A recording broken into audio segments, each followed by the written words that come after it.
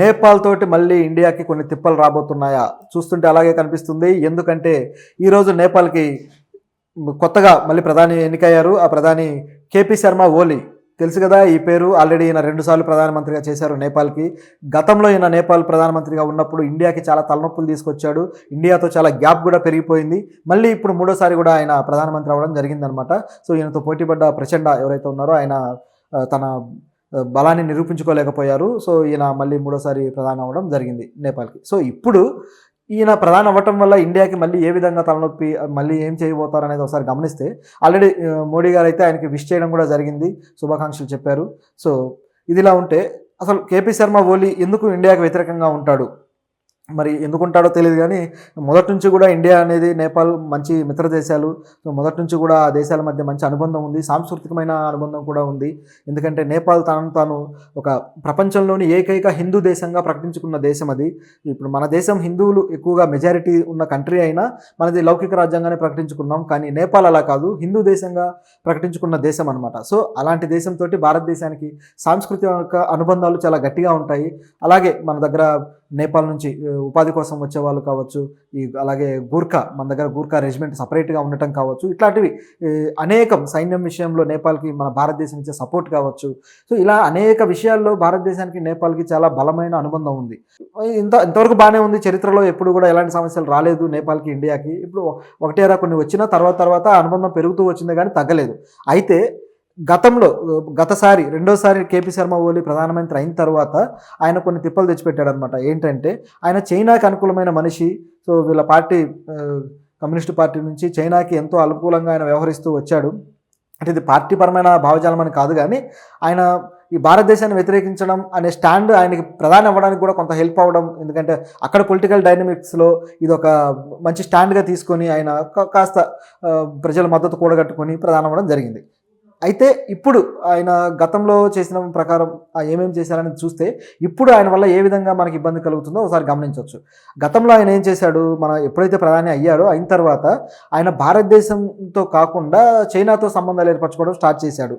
అవి కూడా చాలా బలమైన సంబంధాలు. చైనా విదేశాంగ మంత్రి ఆ నేపాల్లోనే తిష్టవేసి నేపాల్లో చాలా కీలకంగా వ్యవహరిస్తూ నేపాల్ నిర్ణయాలు, ఆ దేశానికి సంబంధించిన జాతీయ నిర్ణయాలు, విదేశాంగ విధానాన్ని కూడా ఏ దేశంతో ఏ అనుబంధం కలిగి ఉండాలి, ఏ వాణిజ్య అనుబంధం కలిగి ఉండాలి కూడా చైనా విదేశాంగ మంత్రి చెబితే చేసే పరిస్థితిలో ఓలీ శర్మ ఉన్నారనమాట ఆ రోజుల్లో. ఈ విషయం మీద ఎన్నో విమర్శలు కూడా వచ్చాయి. మన దేశం నుంచి విమర్శలు చేశారు, అట్లాగే నేపాల్ నుంచి కూడా విమర్శలు వచ్చాయి. కానీ వాళ్ళు లెక్క చేయలేదు. అంటే ఒక దేశ సర్వోన్నతమైన సార్వభౌమాధికారము, ఒక సర్వోన్నతమైన అధికారంలో ఉన్న ప్రధాని వేరే దేశ విదేశాంగ మంత్రికి తలొగ్గినట్టు అయిందనమాట. నేపాల్ పరువును ఆ విధంగా ఆయన తీసుకోవడం జరిగింది. ఇదొక్కటే కాదు, నేపాల్ అప్పట్లో ఆ రోజుల్లో ఏం చేశాడంటే నేపాల్ మ్యాప్ ఉంది కదా, ఆ మ్యాప్లో కొంత భాగం పెంచి వేరేగా మ్యాప్ని గీసి దాన్ని పబ్లిష్ చేయడం జరిగింది. సో ఇదే మా నేపాల్ కొత్త మ్యాప్ అని చెప్పేసి వాళ్ళు ప్రకటించడం జరిగింది వాళ్ళ పార్లమెంట్లో. అయితే ఆ పార్లమెంట్లో ఉభయ పక్షాలు దాన్ని అంగీకరించాయి, ఇది కరెక్టే అని చెప్పేసి. కానీ భారతదేశం తీవ్రంగా వ్యతిరేకించింది. ఎందుకంటే వాళ్ళు చూపించిన కొత్త ప్లేసెస్ ఏవైతే ఉన్నాయో ఆ ప్లేసెస్ అన్నీ కూడా భారతదేశంలోనే అన్నమాట. సో భారతదేశం నేపాల్ మొత్తం పెద్ద బార్డర్ లైనే ఉంటుంది కాబట్టి ఆ రెండింటికి, ముఖ్యంగా హిమాలయాల ప్రాంతంలో మన భారతదేశం నుంచి ఎంతోమంది యాత్రికులు హిమాలయాల్లో యాత్ర చేస్తూ ఉంటారనమాట శివుడికి సంబంధించిన ఒక పుణ్యక్షేత్రానికి వెళ్ళడం కోసం. సో ఆ ప్రాంతానికి సంబంధించి, ఆ మార్గానికి సంబంధించి చాలా ప్రాంతాన్ని కొన్ని మైళ్ళ ప్రాంతాన్ని నేపాల్ తన భూభాగంగా చూపిస్తూ మ్యాప్ గీసింది. సో ఈ విషయాన్ని తప్పుపడుతూ భారతదేశం ఆ రోజుల్లో బాగా విమర్శలు చేసింది. కానీ నేపాల్ వెనక్కి తగ్గలేదు.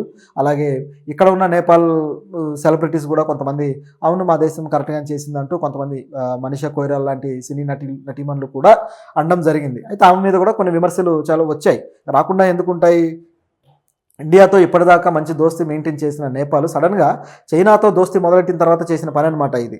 అంటే మీరు ఇండియాతో లడాయి పెట్టుకోండి అంటూ చైనా కావాలని గిల్లి నేపాల్ తోటి ఇండియాకి ఇట్లా గొడవ పెట్టడానికి చేసిన పని. అయితే ఇందులో ఇండియా చాలా డిప్లొమసీ చాలా అద్భుతంగా వ్యవహరించడంతో అది కాస్త సమసిపోయింది ఆ సమస్య. ఆ తర్వాత కూడా ఇండియా నుంచి వాణిజ్య సంబంధాల విషయంలో నేపాల్ కేపీ శర్మ ఓలీ అంత ఆసక్తికరంగా లేడు, ఇండియా మా మీద కాస్త అథారిటీ చూపించే పద్ధతిలో వెళ్తుందంటూ ఏవో కొన్ని వ్యాఖ్యలు కూడా చేయడం జరిగింది. అట్లాగే చైనా ప్రధానిని పిలిపించడం కావచ్చు, చైనా నుంచి వచ్చే వాళ్ళకి అధిక ప్రాధాన్యత ఇవ్వడం కావచ్చు, ఇవన్నీ చేస్తూ వచ్చాడు. అయితే చైనా నేపాల్కి కొన్ని విషయాల్లో అప్పులు ఇచ్చి ఆ నేపాల్ని లొంగ తీసుకోవాలని చూసింది.